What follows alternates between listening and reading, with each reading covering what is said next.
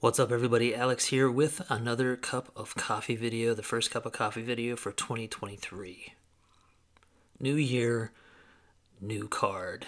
If I have a goal for 2023, it's to try and focus a bit more on my pre-war collection, and so this is a step in that direction. You're looking at an N172 Old Judge cigarettes card from 1886 to 87 that features Marty Sullivan of the Chicago White Stockings.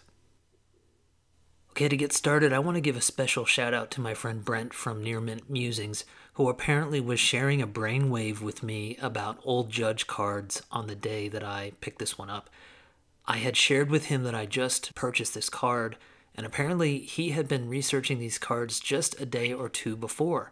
He already had one but was looking to get another, and it turned out that he ended up picking up another Old Judge card that I had looked at the very morning that I got this one. So I told him that I really wish we could meet in person and clink these cards together like glasses of beer to cheers our pickups. Brent is a guy that truly appreciates the history behind these cards, so it was really fun to share this moment with him. Also, here's another strange coincidence. This is the exact same Old Judge that my friend Jesse at Think Blue 77 has in his collection. When you realize how many cards there are in this set, the odds of that happening are pretty crazy. Maybe there are just a bunch of Sullivans floating around, or subconsciously Jesse's card was buried in my head, and when I saw it on eBay, I was just destined to get it. In any case, a shout out to him as well. Okay, so what do you look for when you're looking for an Old Judge? Maybe it's a big name like Cap Anson, Charles Comiskey, Hugh Duffy, King Kelly. Maybe it's rarity or value. What I look for when I'm looking at an Old Judge card is I look for the composition.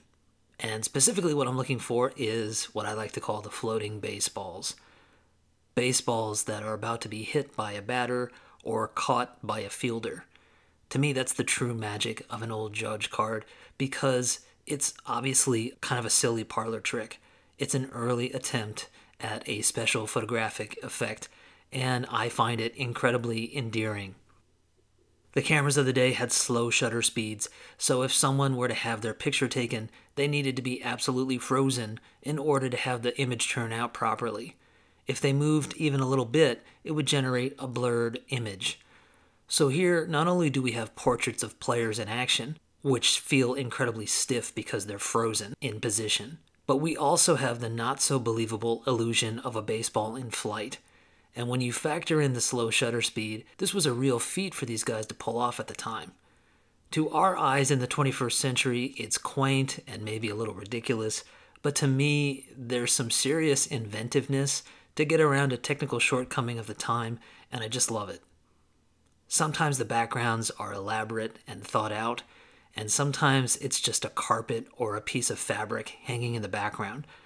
Sometimes they use real bases, and sometimes it's literally a piece of paper on the ground.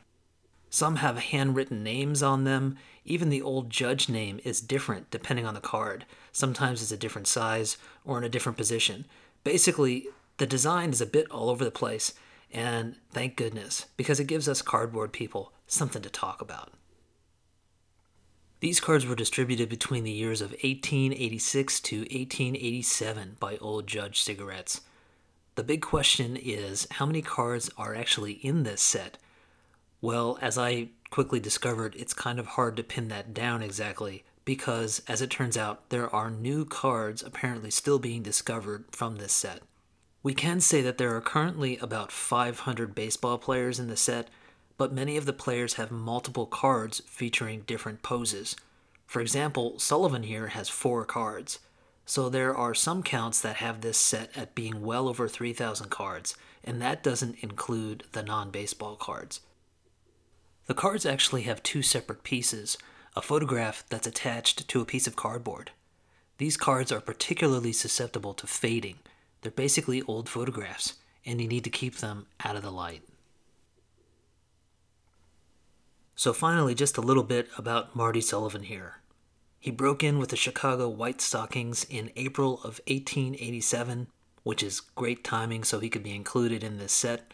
He also had stints with the Boston Bean Eaters and the Cleveland Spiders, until his retirement from baseball in 1891. In his prime, Cap Anson said that Sullivan was second to no left fielder in the country. Now, Anson had a hand in converting him into an outfielder when he started with the White Stockings, so maybe there was a little bit of bragging in that statement. Perhaps the most notable thing about Sullivan was that he went on the round-the-world barnstorming tour that was set up by Albert Spalding in 1888 with a team of Chicago players and a second All-America team made up of various players from across the leagues. Sullivan played left field for Chicago. The teams played across the United States and in Australia, Egypt, Italy, France, England, Scotland, Ireland, and a bunch of other places before returning to the United States. The highlight had to be climbing the Sphinx for a photo opportunity that apparently left the locals in a state of panic. I want to quickly thank Sabre contributor Mike Hubert for that info on Sullivan that I came across in their biography project. So this has become one of the oldest cards in my collection. It's over 130 years old, just after the Civil War.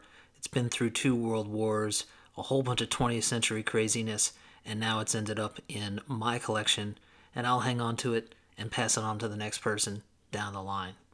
Very grateful to have it in my collection, and very grateful to have all of you guys along for the ride. Thanks so much for checking out the video, guys. Hope you have a great day. Take care, and I'll talk to you all soon.